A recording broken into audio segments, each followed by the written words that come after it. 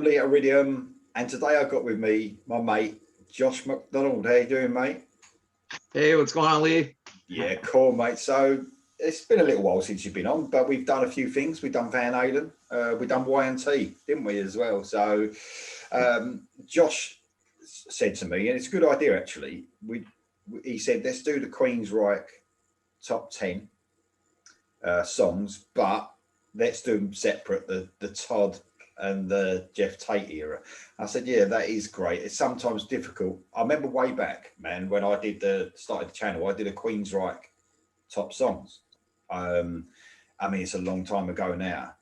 I watched back the other day and it's a bit cringy, to tell you the truth. The videos have come a long way since then. But things do change, don't they? You know what I mean? Especially with your favourite bands like Queensryche. It can go like 1 minute, it could be this album, it could be that song, and it can just like change. So I completely did it again, my list. And we're doing the Tate top 10 today. So cool. I mean, I don't know how hard you found it, but I don't know. These are so ingrained in my brain. To tell you the truth, without giving too much away on my list, I've gone for a certain period. I couldn't choose. I know everyone knows as Queensryche fans, there was a poor period, you know. It's sort of well known. Some people will say, no, every album's great, but the truth be known, there was in the middle part, you know, the beginning and the end for me are brilliant, absolutely brilliant. And that middle, which was a big part of it, that middle part of it from, you know, some people would say the classic era ends at Empire. Some people say it ends at Promised Land. But my list is very stuck, you know what I mean, in the classic sort of era. But I've got we've got quite a few honourable mentions to get through, which we'll do. But this is a top 10. So we're going to go from 10 to 1, 10 being our... Well, they're all our favourites, aren't they? Because they're a top 10. But obviously 10's the worst of the best, if you like. So Josh is going to kick us off, if that's all right, mate. Just wanted to plan real quick. I totally, before I get to the 10th, I totally agree that for me, you know, I don't want to speak for other fans, but for me, I was a staunch all the way from the EP all the way to Promised Land. And then from Here in the Now Frontier all the way to Dedicated to Chaos, I left the band. I had nothing to do with them. I left them and I didn't come back till Todd LaTorre, you know, came in. So, you know, we can discuss that later, but I just want to throw that part in there. I mean, I did listen to, I tried them as you do a fan, but honestly, you could pick out either one song or you could pick out bits of songs. But if you want to actually compare them to the classic stage, the classic era, you might as well just forget about it. It's not worth it, in my opinion, as well. So we're both on the same level here of opinion. Totally, so there you go. Totally on the same page. Right, okay. Right. Cool. Okay, mate. Yeah. All right. So, like I said, here's my top 10. Here we go. But I honestly, I wanted to also mention, I counted it from those 6 albums. I think there's over 60 songs. So I just kind of want to joke that we could have probably done a top 40 or top 50, actually. So honestly, of all the ones that I wanted to challenge myself on, this was the hardest to do a top 10. I had more scratch outs on my sheet than ever. It was like I was changing it constantly. So this is just where I'm at today. Doesn't next week I won't have, you know, a different top 10. But definitely, anyways, so here we go with right now's top 10. The number 10 song is off The Warning, and it's an epic the song's about 10 minutes long. It's called Roads to Madness. Absolutely outstanding track. It's not when I discovered Queensryche. I discovered them more in the Operation Mindcrime era on MTV. And then I went back to their early catalog, went to the EP, went to Warning, and then went to Rage for Order. So that's kind of how it went. But this was a song that just, you know, jumped out at me. And there's not as much backing vocals as I love with Queensryche, but it's Geoff is so strong on this that it, you know, sometimes you don't even need it with his vocal to just, you know, it's, to me, he was in that period of time from 1983 to like, let's say 1993, 94, he was the best singer in all of hard rock and metal. That's just my opinion. I think he blew everybody off the map. And then just that, you know. I mean, my first choice is probably one of those ones that would, the Geoff Tate vocal that absolutely wowed you more than any song. And my number 10, and it's probably going to be up higher on other people's, this is Take Hold of the Flame. Oh. So, I mean, that performance, like you said about Geoff Tate, that performance in Tokyo, that live performance, that video he done in Tokyo, Take Hold of the Flame, way back then, it's just unbelievable. Note perfect to the record. And, you know, that when you first heard him with that note at the beginning and then going up high, it was just like, oh, man. Let's not take away. I mean, I stick up a lot on the channel for for Todd La Torre, because he's the underdog in all this. Because when there's a classic vocalist, like, you know, it's like if someone took over from Bruce Dickinson now, isn't it? Yeah. He would, you know, even if he was the greatest vocalist in the world, the fans wouldn't let it happen. They wouldn't give it a chance until a certain amount of time. So I do all this sticking up for Todd La Torre because I have to, because there's lots of people out there who won't give him a chance. And people probably think it takes away my feelings about Geoff Tate singing. It doesn't. Geoff Tate in his day was just, you're right. If I had to sit down and do my top 10 vocalists or top vocalists, whoever, Geoff Tate would be one of my first people in there to talk about and to decide whether he's my favourite. All through that period, and that's so influential as well through all them singers that sounded like him, who tried to sound like him, you know, emulate the Geoff Tate sound, if you like, if you're lucky enough to actually have that voice that can, you know what I mean? But yeah, you're totally right. Take Hold of the Flame is my number 10, and it's just an amazing song, and it's got that real epic sound, and I just think I love everything about that song. From Geoff's vocals to the sort of that excellent sort of drumming on it, that sort of like on that bit. Scott Rockenfield as well. What an amazing drummer. What an amazing, he made my fantasy band list as my drummer. So I love Scott Rockenfield. I wish he was with the band, to tell you the truth.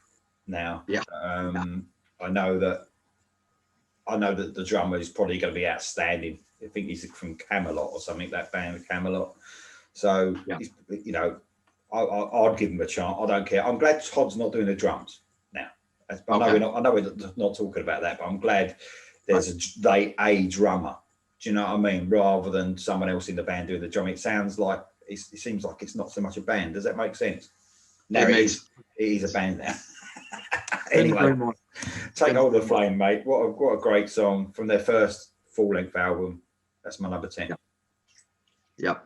Yeah. And so 9 for me. I went back and forth with this one because there's a couple songs on this record that just stand out for me, but just slightly under the other one. So I switched it, and that is Walk in the Shadows off of Rage for Order. I'm not sure if that was a single. It probably was. It's got that single kind of, you know, you could hear it on the radio, kind of MTV, you know, just outstanding riff, you know, a little bit of a gallop. But the riff just stands out to me so much. And obviously the epic vocals, you know, I feel like the band was starting to come together on this record with the backing vocals, and, you know, everything was, you know, coming together. So that one's a standout track for me. Such a great song, man. Excellent choice. I might be getting onto that one later. There you go. So, right, okay. My number 9, and this is one of the heaviest songs, I'd say, from Queensryche. It is quite relentless if you think about it. It's not fast, because you know what I'm like about fast songs. I don't particularly think they're the heaviest songs, but it's the title track from Empire. I just think it's like really heavy, this song. It's noisy for some reason. It sounds really noisy to me in a great way.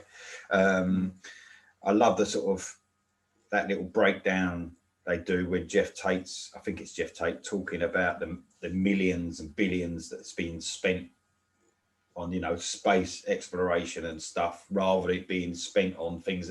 Very political, this band. Let's not forget that they are very political. It's a brilliant song.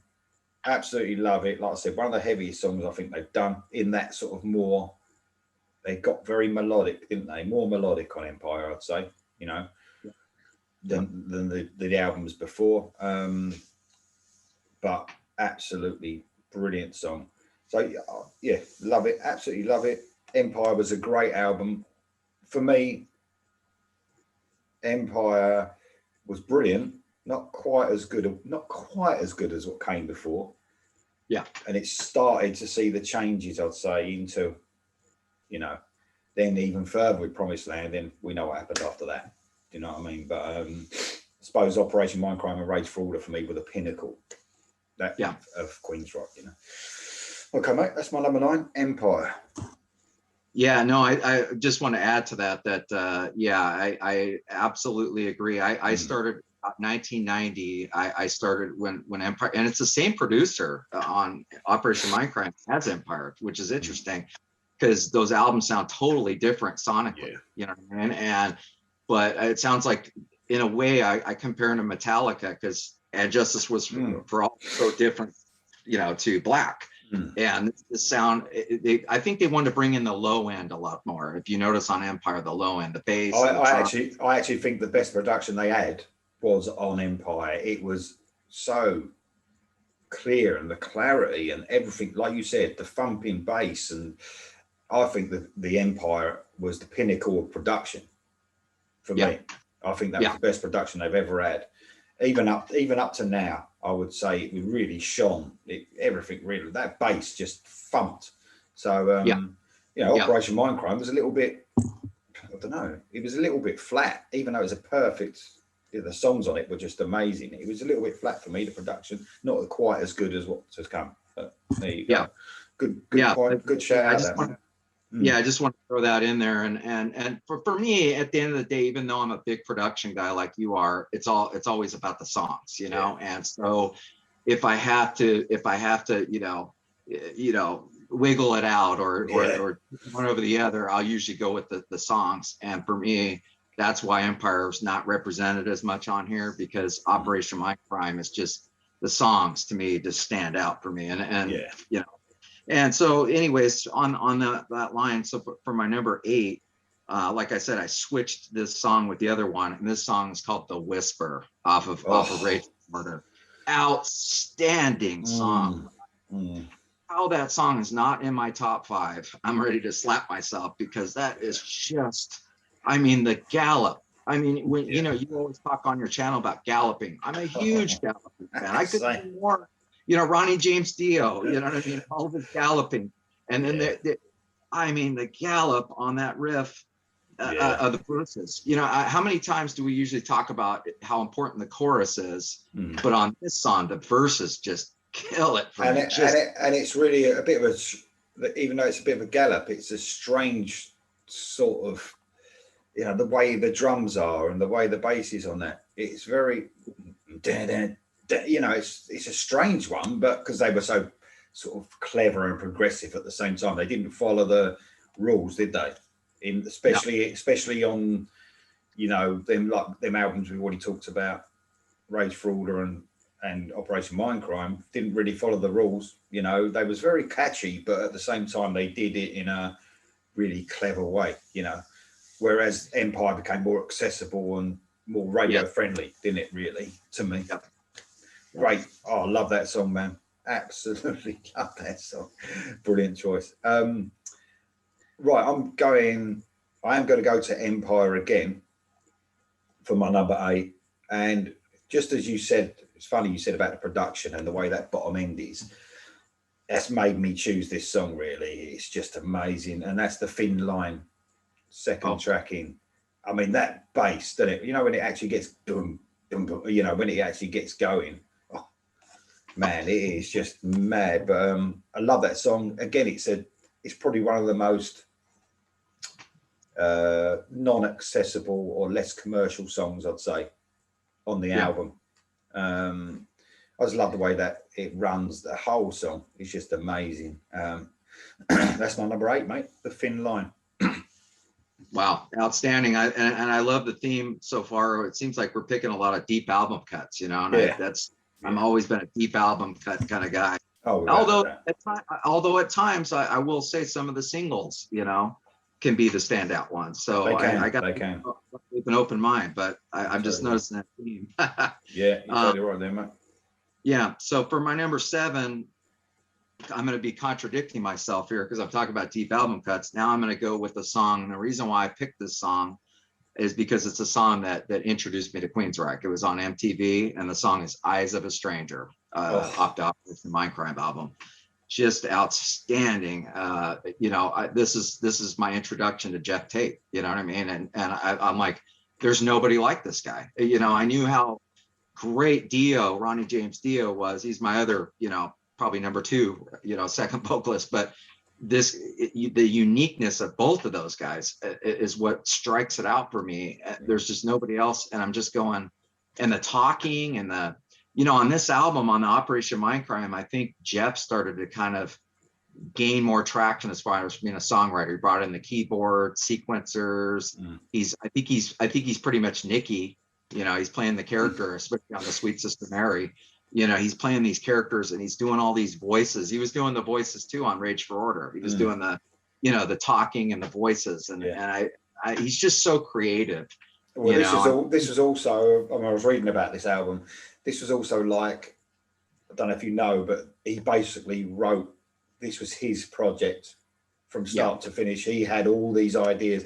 I think obviously when he brought the ideas to the band, they added all the melodies, but the whole story, everything was him. I think it was from start to finish like a labour of love, if you like, for him. And you know, it's probably one of them things in it that only one person can do, because they've got this vision like he obviously had.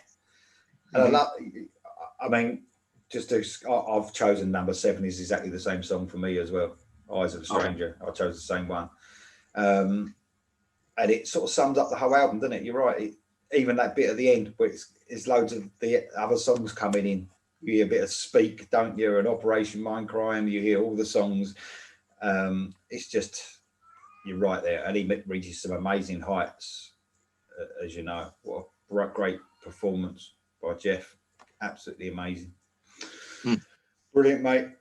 Absolutely brilliant. Eyes of a Stranger is my number 7 as well. Yeah. Out of all them songs, that's good, isn't it? Out of all them songs, our number 7's the same. That's a bit weird. Yeah. You never know. So I'm going to go with on number 6. This one, like I said, I had a really tough time with this top 10, and this one almost cracked my top 5, but I just couldn't find a place for it. And this song is off Rage for Order. It's my favorite song off Rage for Order. And it started bringing in the keyboards, you know, really to the forefront. And I think you know which one it is, the Killing Words. And just, I mean, I've never heard better vocals in my life, like better backing vocals. Not only Jeff's voice, but the backing, that part, you know, it's just takes me to another place. I every time I hear that song, what are we, 35 years later, and that song, I'll put it on, and it's just like, it just takes me back, takes me somewhere else. It's like I've never to this day heard anything like it. It's so original, so different.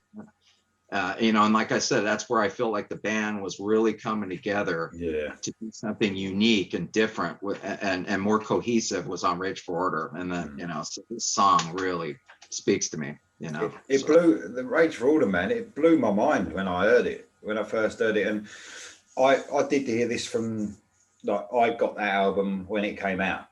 Unlike you, where you heard them a bit later. So, and at the time, if you think of 1986, it's actually my favourite year in metal, to tell you the truth. 86, it's just an amazing year. And it just was so, it captivated me so much, and it was so far ahead of its time, almost futuristic. It couldn't, how could a band write stuff like that? That's how I thought, because there was nothing like it at the time.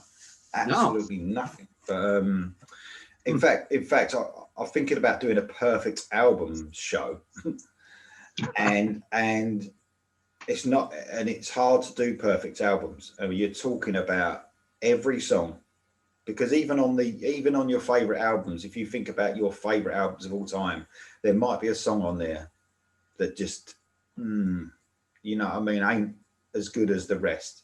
Or I mean, there's always got to be something that ain't as good as the rest, but maybe you would skip. You know, it don't belong on the album, but it's still one of your favorite albums. There's not many that you can say are perfect, 10 out of 10s, and I think Rage for Order, mate.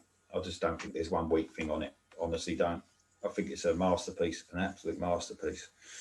But there you go. Okay, mine. I'll be up number 6, and we. Yep. You've already chosen this one, mate. Walk in the Shadows. Oh, yeah. Oh, it's just what a way to start the album. Probably the perfect album starter. You know, it's a little bit more straightforward than a lot of the songs on the album. I mean, it's a very progressive album, so you get really strange songs, which we'll probably get onto later. Strange sounding sort of songs, and the way they. But it's sort of like a great rocker to open it up to, you know, and like you said, when Geoff Tate's voice, when it kicks in, it's just like, wow. Brilliant, mate. Absolutely brilliant. That's my number 6, is Walk in the Shadows. Great. That's about, when I first did my show about Queensryche songs way back when, I was looking at the meanings of the songs, and that obviously made my top songs then. And I was actually really into reading about vampires back then. There was some vampire books. And so if you think about it, that Walk in the Shadows, if you want to know what it was about, yeah, that's what it's about. I think they was getting into there's some, I can't remember what books they were, but really old vampire books. It was Geoff Tate, and that was really into reading that stuff.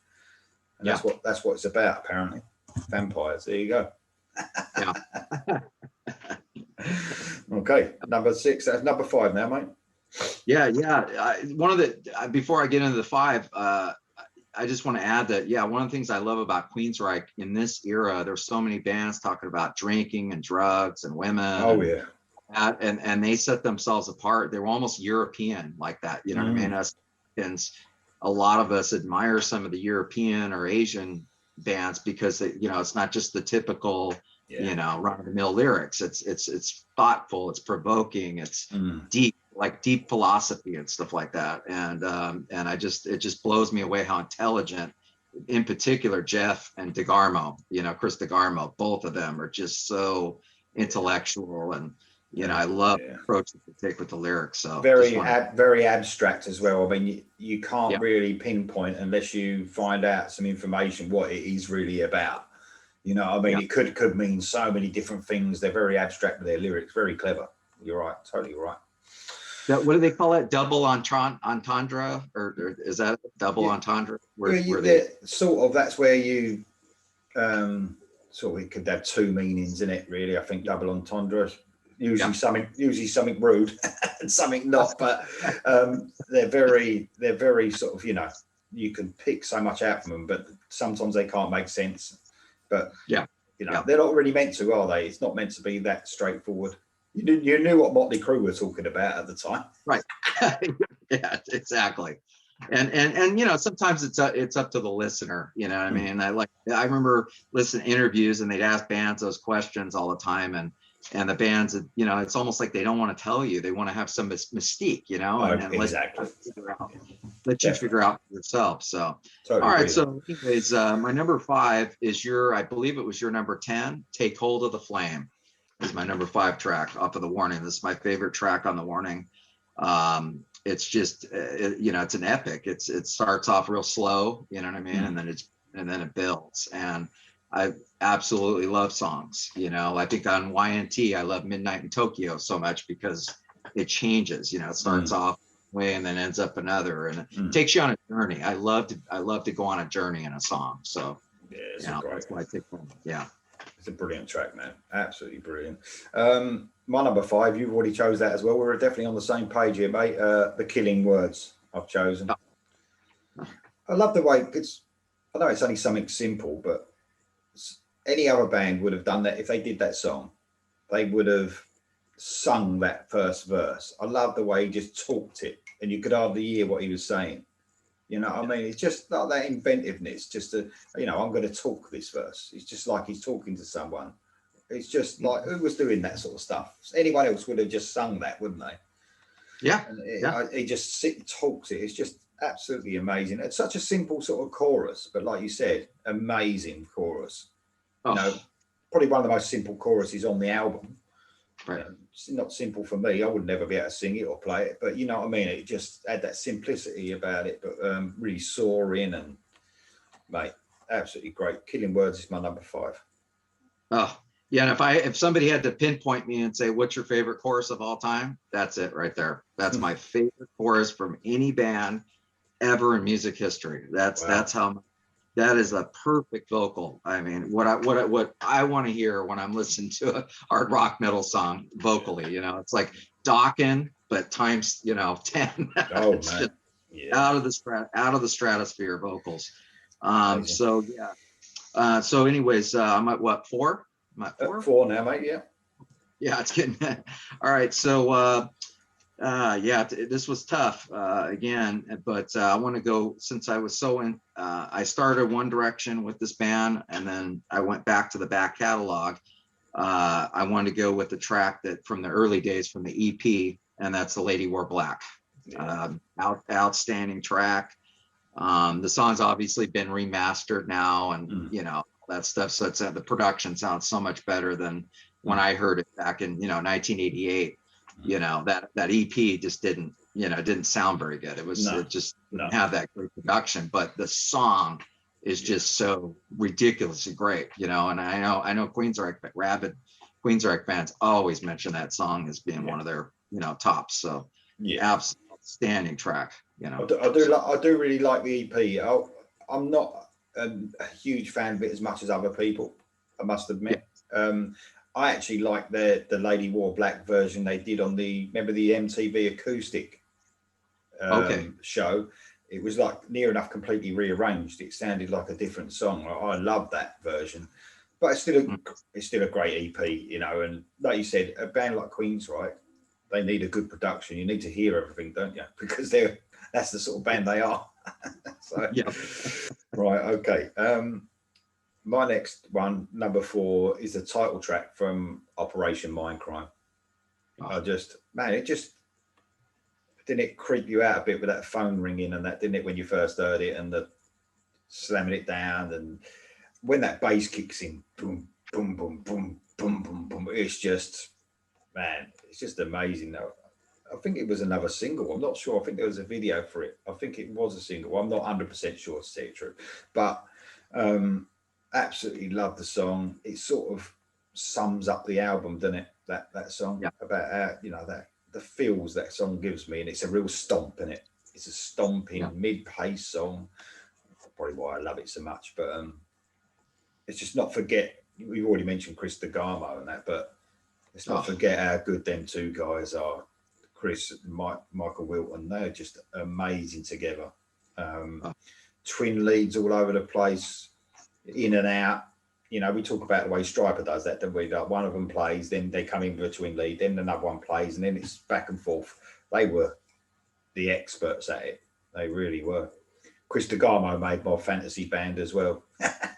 I had Scott Rockenfield and Chris DeGarmo. So it disappoints me. I don't know if you read online a lot about Chris DeGarmo is amazing, don't get me wrong. But people say the band is not the same without Chris DeGarmo. I don't think that. I really don't. I think they're a brilliant band now. And if you think about it, Chris DeGarmo was in that band when they wrote Here and Now Frontier. Right. I think he came back for one of the is it Tribe, the album Tribe? He came back for that album. He was in them albums. They weren't great. So let's not think that Chris DeGarmo is the savior of the world, you know, because, you know, look what they're doing now. So, but it depends where you are at the time. He wrote some brilliant songs, don't get me wrong, and he would be in my fantasy bands, but that's not the only reason Queensryche are good. Yeah. Do you know what I mean? He wrote Silent Lucidity. I mean, they're probably the biggest hit, you know? I mean, he wrote that song, so. There you go. All right then, mate. Number 3. Okay. So I just want to add to that DeGarmo is definitely a genius, and just like Geoff Tate. And I think if you look back and look at the earlier records, I think especially on the EP, it was pretty much just DeGarmo and Wilton, and Tate didn't really start, being in the songwriting credits till The Warning, and then really didn't, get involved as much till RFO. So it sounds like the two guitar players were, had it going between each other for a long time. And so I'm so glad that you brought that up, because I love, Thin Lizzy and Stryper and Judas Priest, Iron Maiden, all the dual guitars. Yeah. These guys are both brilliant guitar players, brilliant just on their own, and to put them both together. But I think the band would be even stronger if Chris would come back. But I do love Parker, so let's not trash on Parker. He's an outstanding guitar. I would love Chris. I would love the Gummo to come back too. But you know what? If he took it another place than what it is now, we'll be happy, because I think they're just, they're brilliant as they are now. So let's not change anything if it's not broken. You know what I mean? And I really think they're going to bring out their best album, the next album. And no, we're not really talking about that. We're talking about the Todd Tour era now. But I think that next album, I've got a feeling it's going to just be amazing. I really have. I just think it's going to smash everything out of the water that year, next year. I really do. But there you go. All right. So I'm at number 3. So I'm gonna go ahead and piggyback on my last one and go back to the first album, and the song after I discovered Eyes of a Stranger that just blew me away, and that's Queen of the Reich. I mean, absolutely, just a speed demon song. I like the fast tracks. Obviously, I think more often than not, I probably like the mid-pace ones, but when it's the fast ones are done great. I mean, the riff on this is just insane. It's just almost like the heaviest Queensryche, fastest, heaviest Queensryche riff ever. To this day, it's almost like bordering on thrash almost, and Geoff's epic vocal at the beginning that I don't think has ever been duplicated in music. I've never heard anything like it. He hits that note and it just goes on. It's like Tony Harnell, just goes on for an hour. You know what I mean? It doesn't stop with the vocal. So I don't know. I could go on. Another big favourite from the fans as well, that one, Queen of the Reich. Play it all the time at the shows, most of the time, I believe, even up to this day. So big fan favourite, that, mate. Okay, my number 3 is from Rage for Order, and it's the epic. Oh man, this could be my number 1 easy, but I don't know. It's just so hard. London. Oh, mate, I just love London. It's actually, this one creeped me out a bit. This when I was younger, listening to this song. It's almost, I think it's about. There's rumours it's about Jack the Ripper, or at least someone, it's a serial killer basically killing people, but. That's what I've heard. Anyway, I could be wrong, but it's very epic, very different sounding. I love when they do when it slows right down into that first verse, and you've just got the clean guitar sort of just strumming. It was November 4th. I last held her hand and all that. It's almost a love song, isn't it? But then it turns into this sort of almost evil sounding sort of song. It's just. I absolutely love London, man. Just the chant. How simple is that chant? But it's just like, it's just chanting the word London. It's just mental, absolutely mad. Very bleak, isn't it, that song? It sort of gives you visions. Like, in fact, the bands could give you visions. You know what I mean? When you're listening to it, they paint pictures for sure, without a doubt. But that's my number 3, mate, is London. Epic. Yeah, I feel like it's a song like you're in the dense fog. You know what I mean? And definitely. Yeah, it's like that, and you're on a ship and you're in the shore or something like that. Yeah, it just gets that picture. It's what a song. Almost made my top 10. But so where am I at? 2? Number 2, mate. Yeah. Okay. Like I said, this is one of my it's my favorite Queensryche record, and I was like, gosh, which one am I going to choose off this? Just every song on it is just so amazing, but this one just jumps out at me. It's a song I felt should have been a single. I don't know if it was the record company or the band, but it's just absolutely beautiful. And that's the mission. Just, I mean, the broken glass in it, the acoustic guitar at the beginning, just beautiful. Geoff's vocals, just, the way he handles it. And then the crunch guitar that comes in, and then when it gets into that crunch guitar, there's that it's almost like a moody melancholy, type of guitar riff, like I don't know if that's a synthesizer or a keyboard going with that, but love that with the guitar riff. I want to throw that in there. Yeah. Well, my number 2 is The Mission as well, mate. Oh. So yeah, I mean, man, it's even got them. It's obviously synthesizers, but almost orchestral sounds going through it, like violins or something going. You can hear those coming in and out. I think it's keyboards, but oh man, it's just you're totally right. When at the beginning, that beginning part is just amazing. It the gun, trying to get the gun loaded and all that, and then it's just such an epic song.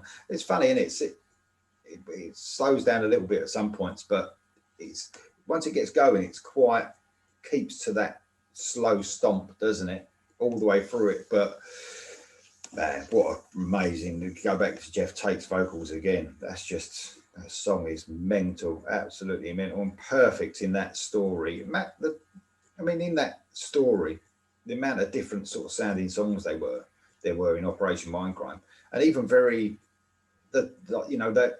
that part in it, people say that I Don't Believe in Love and Breaking the Silence are sort of, no, we're not talking about those tracks, but they sort of take you out of the story. It didn't for me. I just think they fitted everything perfectly into that whole story, whether it was the singles, whether it was the epic songs, the little snippets.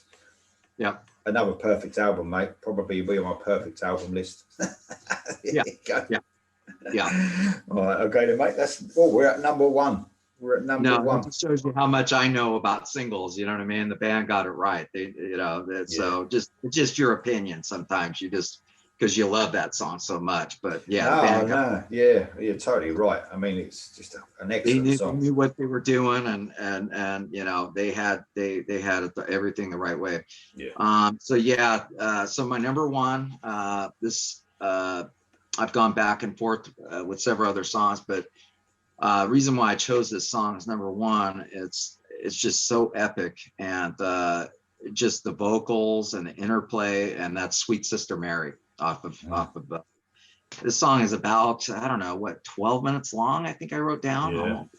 11 minutes long, just crazy. And it's got Pamela Moore as Mary. I know in the Operation Live Crime video there, Geoff is like, I believe is Nikki, and she's Mary, and the interplay between them, and Pamela's just a terrific singer. She's fantastic on this song, and just them going back and forth, and then the chanting going on. Obviously the plot, the assassination plot, there's all that going on with the plot and the talking going on, and then the choir. Did you hear that choir? The rain. Yeah. Then they got the rain going, and another song that creeped me out, mate. It reminded me of The Omen, the film. Yeah, it just creeped me right out, that song. Amazing. I thought the song. I know. I thought the song could have been perfect in one of those horror movies, or it would have been outstanding. But that song creeps me out. But I just love it. Oh. Yeah, it's an amazing song, man, and perfect in that story. Absolutely perfect. Great choice, man.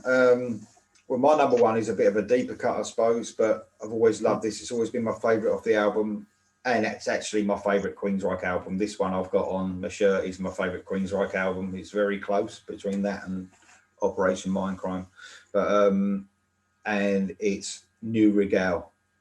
I just love it, man.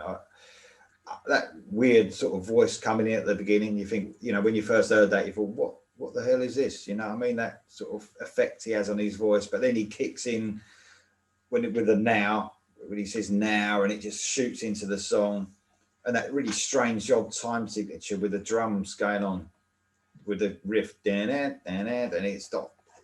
it's really strange. It almost sounds like they're not together, but it's done perfectly. Soaring vocals again from Geoff Tate, and just amazing song. New Regal has always been my favourite song from them. But that album is just perfect. It's just amazing beginning to end. Even Gonna Get Close to You on that album, which was an actual cover version of an old song, which is a bit weird because it just sounds like something Queensryche would do, something a bit weird, but it's cover, which is a bit strange. But I love everything about the album. It's a 10 out of 10 for me, easy. So New Regal, mate, is my number one.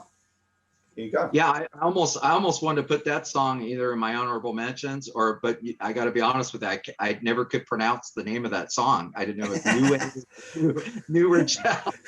Well, I think, Geoff is singing so much, especially on Rage for Order, the pronunciation or the enunciation. Sometimes I can't even. Yeah. I have to go back and look at the lyrics to find out, what exactly those words are. It's like I think it's actually translated. I'm not sure which language it is, but it's translated to New Rule.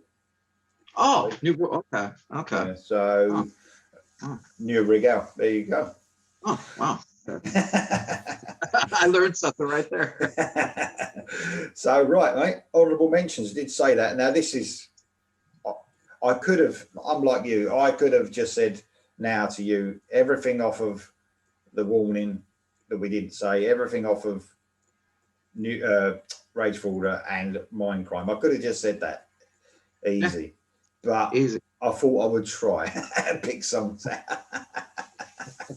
You go first then, mate, with yours. Yeah, exactly. And after I get done with the 10 that I picked, I almost want to mention about another 10 songs, but I won't take the time. But there's another 10, 15 songs I want to throw into that. So I struggled, so it was almost like, gosh, I wish we'd have done a top 20. So then I could have done the next honorable mentions as my third. But anyways, so what I ended up doing is since this was so harder than any band that we've done a top 10, I just went in order from 11 to 20. So on my honorable mention. Yeah. So 11 is I Don't Believe in Love off Operation Mindcrime. Love that track. Speak is number 12 off Operation Mindcrime. Your favorite, one of your favorite songs, London, is next, number 13 off of Rage for Order. Another great track is my number 14 song off Rage for Order that I almost wanted to push into that is I Dream in Infrared. Love that track. Oh God, how that didn't make the top 10 is unbelievable. So number 15, I've got No Sanctuary, which is another 9-minute epic off of The Warning. Just outstanding choir and backing vocals and everything going on there. Number 16 is off Promised Land. I figured I'd throw in one song off Promised Land. Love that record. I actually almost like it more than Empire. And that song is Someone Else. And that's track. Actually, I found out it's just DeGarmo and Tate on that. There's no other band members. So DeGarmo piano and Tate on vocals. Here's a song I want to throw. It's my next one, Della Brown, number 7, Della Brown. And you can look at the list. It's actually my favorite song off Empire now. It was my least favorite back in 1990. Does that not crazy? How things change. Favorite now, and it was your least favorite. So love that bass, just the bass guitar. And then my next one is off of Rage for Order, I Will Remember, beautiful ballad, love it. 19 off of Warning, Enforce, love Enforce, fast track. And then 20, and it's the title track off the Warning. Yeah, it's a great song, man. Yeah. Well, I've got quite a few here. I don't even know how many, but so I'll just off of The Warning. I've got No Sanctuary. Off of Rage for Order, I've got I Dream in Infrared. The Whisper. The Whisper's probably the one that could easily go in the top 10. That's the hard one. That Surgical Strike, Chemical Youth, and Screaming in Digital. So nearly all of the rest of the album. off of Operation Mindcrime, I've got Revolution Calling, Spreading the Disease, Sweet Sister Mary, Breaking the Silence, I Don't Believe in Love. I think that's it off that one. Off of Empire, I've got Anybody Listening. I love that song. I've also got The Warning, off of The Warning, and M156, and Before the Storm as well. I had them as well, so I don't know why I missed those. I've also got I Will Remember off of Rage 4. I'm going a bit back and forth here. And off of Empire, I've got Jet City Woman, Another Rainy Night. And then I go on to I actually done a few off of Promised Land, but just, I don't know, it just wasn't up to, for me, to what came before. But Damaged, Promised Land, and My Global Mind were my favourites off of them. And a bit of a weird one, I don't know if you've heard this song, mate, but you might want to go back and listen to it if you haven't. It was a B-side off of I Am I think it was. And it's a song called Real World. And it's off the Last Action Hero soundtrack. I was going to say that, yep. Amazing song that, that nearly made my 10 as well. But it's just not quite there, but a great, great, great song. I'm sure there's some other songs that I haven't delved into that are sort of more unknown, B-sides and stuff. So I'm going to have to check some stuff out. Wasn't Last Time in Paris another one of those that was a B-side or? Yeah, something like that, mate. Yeah, but wasn't my favorite. Wasn't one of my favorite tracks by them. But No. I just wanted to throw that. I think it was one of like B-side or off of one of the records. I know you've heard Real World, but going back and have a listen to that, mate, it might become one of your. Honestly, it's an absolutely great track. I think it should have been on the actual album. It would have been one of my favourites on the album, but it wasn't included for some reason. But nah, mate, been fun doing this. It's been hard though. It's been really hard because I think that them 3 albums for me, 4, Warning up to Empire. I know you're more Promised Land as well, but Warning up to Empire for me were just an amazing run of albums. Just one of the strongest in metal history, as far as I'm concerned. And they're on a bit of a run now, and all. So we get onto that list, a bit later. The reason why I chose Promised Land just slightly over it has actually nothing to do with really that it's a better record. It's just because it was so overplayed for me. That was actually my first concert was on the Empire tour. So it was just all I listened to in 1990, 91 almost was that. It was Empire. So it was just more of a burnout thing for me, just hearing those songs. Oh, but they're just brilliant. I mean, if you just take away the overplayed type of situation, it's just outstanding record. I mean, I can't argue with that. I think I'm put off a bit by Promised Land because you felt it was them reaching to do this completely weird stuff they started getting into after that. I mean, it was like the step towards it, wasn't it? It was like there was glimpses of what was to come in that really bad period. And all you Queensryche fans watching this, admit it. It was a bad period. It wasn't great. I'm going to go on one in a minute again because there's people in it that just won't have it because it's Geoff Tate. It's amazing. Well, no, it wasn't. It wasn't amazing. It wasn't at all. It was crap. It was useless. But compared to what they were. Yeah. No, I honestly, I think what happened is he extended his voice so much with that high end, probably more than anybody else. He did so much vocally, probably more than any other singer in that era, that I think something happened with his voice, because by the time Empire rolled around, I noticed it on Empire, he was an octave down. And then on Promised Land, I think he was another octave down. And we're talking probably 2 steps down. Maybe I'm off. Maybe it was 1.5, but you could clearly see the difference, with this higher upper register. He just couldn't hit the big notes by the time Empire, To tell you the truth, I think he's improved recently. I don't know what's happened, but he's actually got a bit better. If you see some live performances now, he seems to have got better than he did a while ago. So I don't know if he's looking after himself more or whatever, but I think he smoked for a while, didn't he? I'm not sure. which Okay. I don't know if I think he did. Correct me if I'm wrong, but I think he did smoke for a little while. But whether he's looking after himself now, but I've seen some live performances and he's actually improved, compared to what he was for a while. So it's not to take anything away from Geoff Tate, man. He's just he was absolutely amazing. But if I want what I want in the band now is not Geoff Tate, I want Todd La Torre. That's what I want, because you know what I mean. Right now, I want Todd La Torre. Now, if you take me back to the 80s and I had Todd La Torre then or him, I'd probably choose Geoff Tate. So it's just one of those things, isn't it? But there you go.